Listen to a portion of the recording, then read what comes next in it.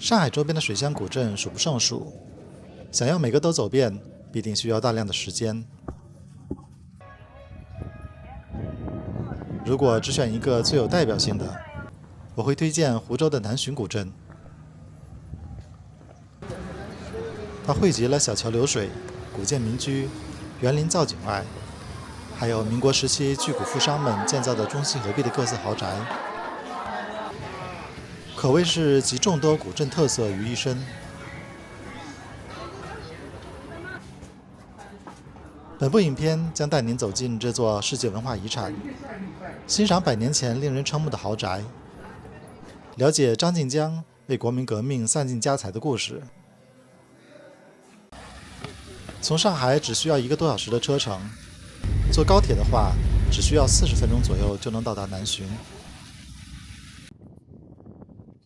古镇规模很大，比乌镇、西塘显得更为开阔，没有那种人挤人的压迫感，游览体验非常舒适。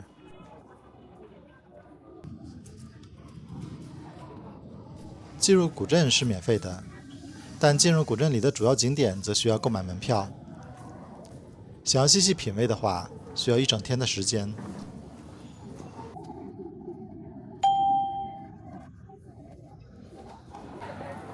南浔自古富人居多，清末民国初年，南浔形成4象8牛72金狗的谚语，以3种动物形体的大小来标明因私业发家的富豪财产的多少。这个群体正是南浔众多奢华宅邸和园林的建造者，也是推动南浔成为中西合璧典范的核心力量。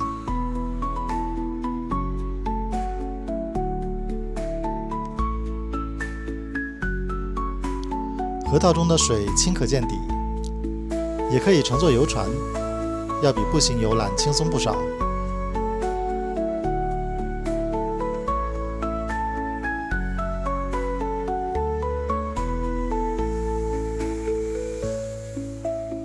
从南门进入，离得最近的是小莲庄和嘉业堂藏书楼。小莲庄是南浔4巷之首刘墉的私家花园，始建于1885年，历时40年才完工。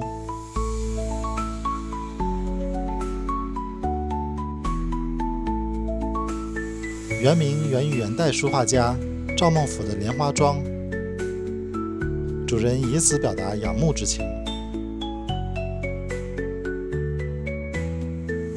夏季荷花盛开是园子的精髓，池边有中式茶廊和亭台楼阁，利用太湖石堆砌的假山与苍松翠柏相映成趣，体现了中式园林师法自然的意境。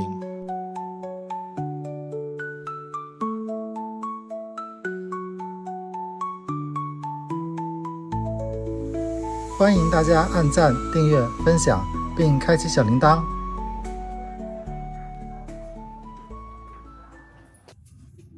刘氏家庙门前矗立着2座光绪、宣统皇帝御赐的石牌坊，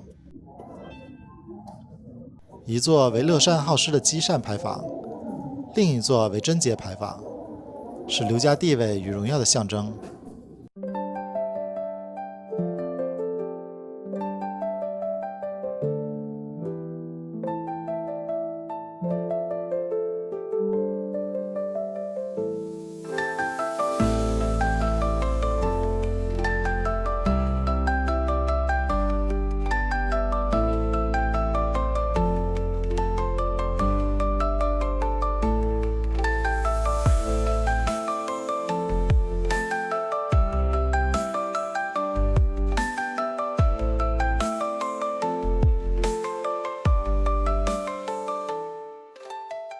嘉业堂藏书楼与小莲庄一河之隔，是刘墉之孙刘成干所建，因清末溥仪皇帝赠予清若嘉业9龙金匾而得名，是中国近代规模最大、藏书最丰富的私家藏书楼之一。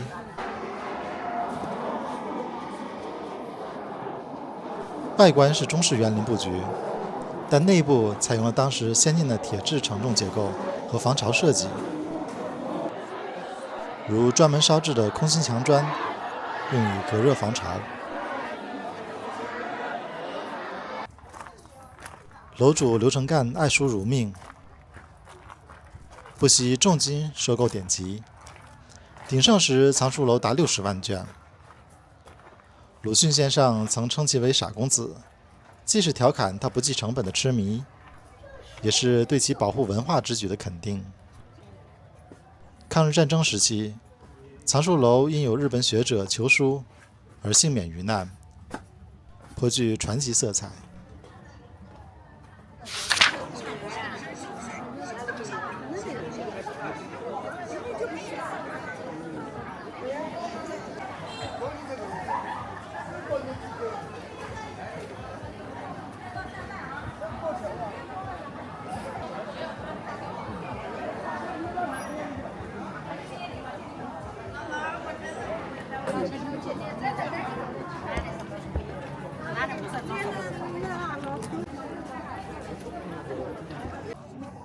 张石民旧居被誉为江南第一民宅，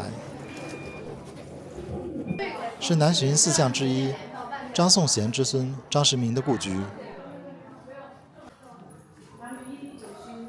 这座大宅完美诠释了南巡中西合璧的特点，从外面看是典型的江南风格，内部却藏着一个华丽的欧式世界。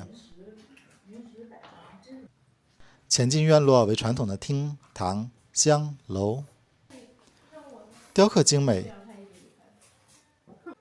尤其是门廊上的四狮细球石雕和东升堂的百花精雕，堪称木雕精品。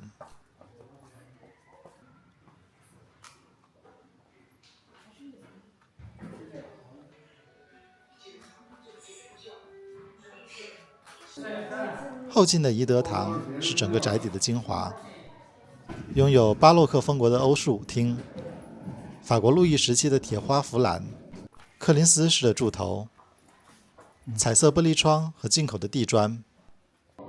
这里甚至还有一个带更衣室和化妆间的豪华舞厅，在100年前的中国民宅中，这是极为罕见的。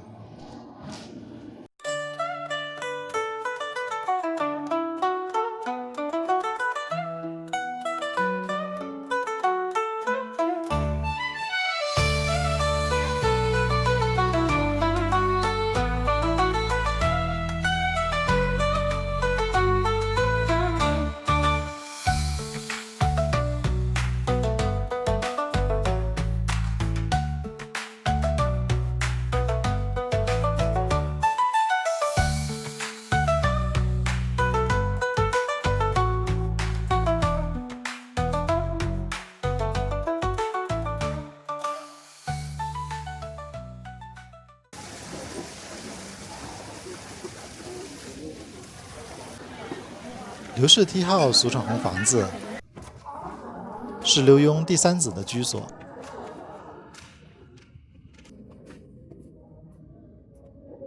从外面看是朴素的中式墙门，走进去却别有洞天。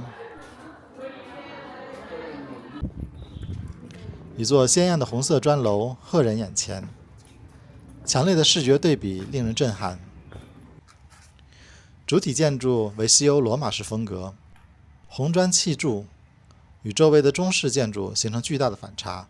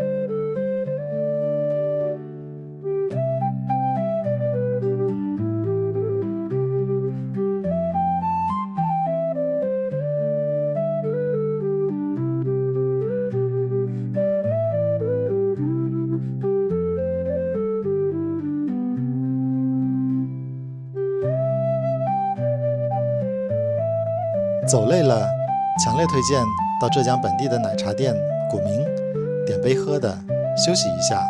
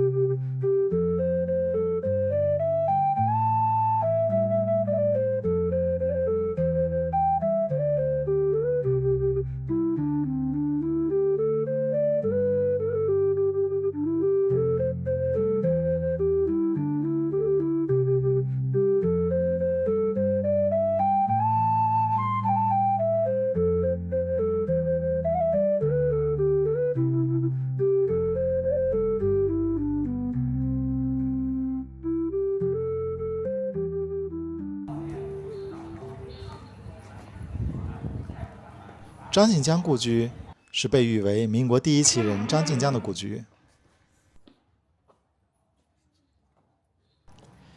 他与孙中山先生交往深厚，曾多次倾囊资助革命。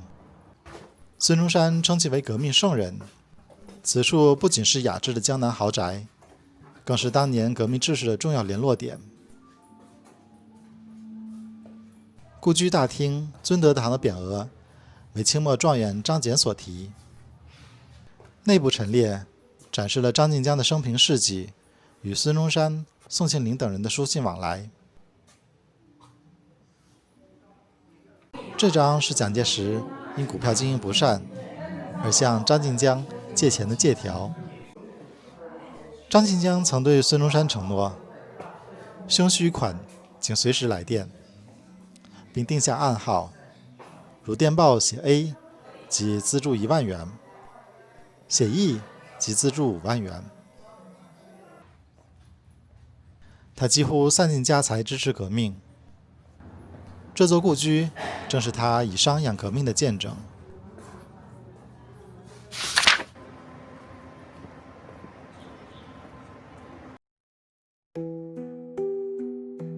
古镇的最北面是百间楼，百间楼是南浔乃至整个江南都保存最完好的沿河民居建筑群。相传为明代礼部尚书董奋为女眷家仆所建，因沿河立楼100余间，故得名百间楼。建筑群依水而建，骑楼长廊与水中倒影构成一幅绝美的水墨画。沿河一侧建有贯通的长廊，设有行人背靠长椅，俗称美人靠。即使下雨天，也可漫步廊下，欣赏河景，免遭淋湿。几乎家家户户门前都有通向河道的石阶，是旧时居民停船、洗衣、取水的地方，充满了生活气息。